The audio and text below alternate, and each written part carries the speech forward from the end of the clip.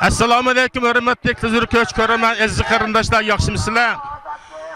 Bugun Germaniyaning Frankfurt shahridagi Xitoy konsulluğu oldida Rabia Qadir boshchiligida Xitoy kommunist qarshi g'azab bilan shiddat bilan namoyish olib borilyapti. Bu namoyishga dunyoning har qaysi joylaridan, Amerikadan, Shvetsiyadan, Germaniyadan, Gollandiya, Belgiya qator davlatlardagi vatanparvar bir qism qarindoshlar kelib bu namoyish qatnashdi. Hamda bu namoyishga Uyg'urlardan boshqa Germaniyada faoliyat olib turgan Turkiya qarindoshlar, Ozarbayjon qarindoshlari hamda boshqa qarindoshlarmi bizning bu namoyishimizga qatnashib, Uyg'urlarning milliy kurishiga ovoz qo'shib, shiddat bilan javob beryapti. Sizga Juroz efendim, sizlar bu Amerika qit'asidan bu namoyish qatnashish uchun Rabia Qadir hamrohlar bilan keliblar. Bugun biz bu Frankfurt shahridagi Xitoy elchixonasi oldida davdu namoyish olib boryapmiz. Bugun namoyish haqqında ta'sir so'zlab bergan bo'lsizlar. Men bu namoyishdan bek ta'sirlanib, birinchi shartim shuki, ta'sirlanishning sharti Germaniyaliklar namoyish to'liq chiqadi ekan, tushib qolmaydi ekan. Qatarna to'liq ekan, sapna jangovar ekan. Bütün Germaniyada yaşayotgan Uyg'ur Germaniyaliklar namoyish to'liq keladi ekan. Birinchi ta'siratim shu. Bundan boshqa bu namoyishga Germaniya faoliyat olib borayotgan Turkiy qarindoshlar, Ozarbayjonlik qatnashdi. Ular sizlar qanday bavrlar? 7-oyning 5-kuni Urumchida Xitoy qirg'inchilik qildi. Shuningdek keyin Turkiya Jamhuriyatining raisi Erdo'g'an o'ttirib chiqib Uyg'urni qo'llayman dedi. Şu günden başlap Türkler oygandı. Türklerge ergişip andın bazı mütedil İslam devletleri mi oturuğa çıktı. Şunun olayla Türk dünyası, Uygur dünyası kozgulup gitti. Hazır biz yardımga muhtaç olup toğa vakti bula geldi. Uygur'un sepi, Uygur'un koşunu ulgaydı. Rahmet. Esselamu aleyküm, hürmetlik. Alınıp dursun efendim. Siz bu meyunkundan şun jiraktan gerçekten salametiniz yaxşı bombusu mu namoyish qatnashib kelibsiz. Bugungi namoyish haqida ta'sirotlaringizni ko'rurmanlar so'zlab bergan bo'lsin.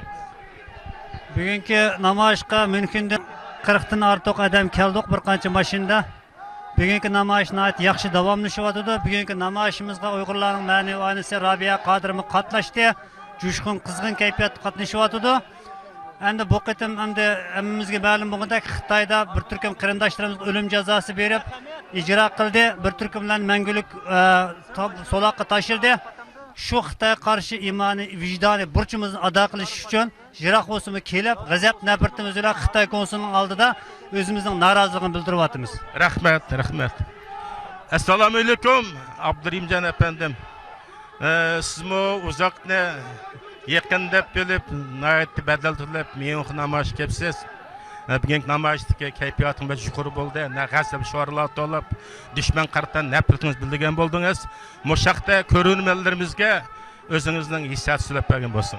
Alaykum assalom. Bizning Myunxendan bu yerga kelganimiz hech qancha badal to'lash emas, hech qancha jafo mushaqqat emas.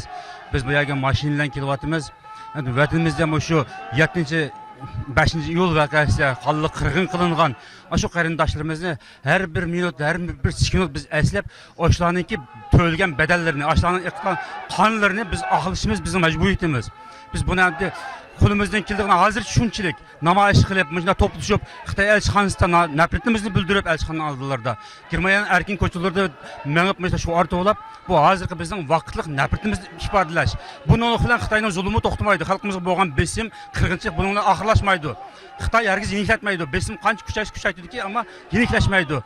Shunda bir kun kuladiki, Xudoyim bo'lsa, hozir biz o'zimizniki mana vaqtimiz bilan, ya'ni qilyapmiz, vaqt kelganchaqda jinimiz bilan, qinimiz bilan xalqimiz uchun o'zimizni fido qilishga tayyor. Rahmat sizga, rahmat. Assalomu alaykum. Siz o'zingiz tanishtirg'ach shu ko'ruvchilarga men efendim bugungi namoyish haqida ta'sirot so'zlab bergan bo'lsangiz. Bugungi namoyish şu Germaniyada yaşayotgan Uyg'ur va qarindosh Türk millatlar birga Xitoyga qarshi o'zimizning noroziligini bildirish uchun to'plandik. Hammamizning nihoyat g'azabimiz, o'zimiz bilimiz nihoyat qattiq, qo'limizdan hozir keldigini mushkan. Xuddi Abdurahimjon aytgandek, vaqti kelsa jinimizni berishga biz tayyor. Rahmat, rahmat.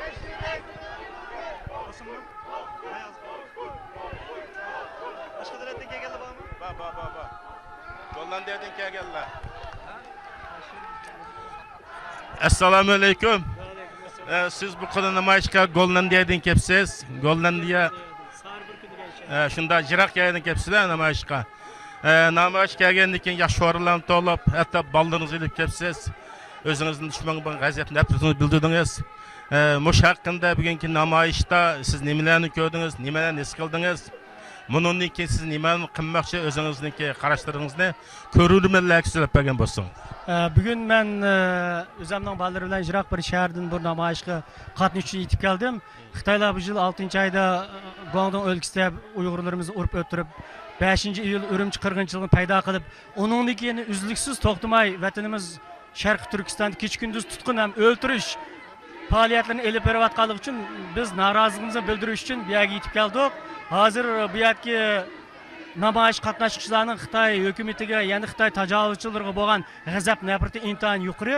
Biz Xudoyim bursa bu namoyishni Xitoylar mushu tajovuzchilikni to'xtatganga qadar davomlashtiramiz. Rahmat.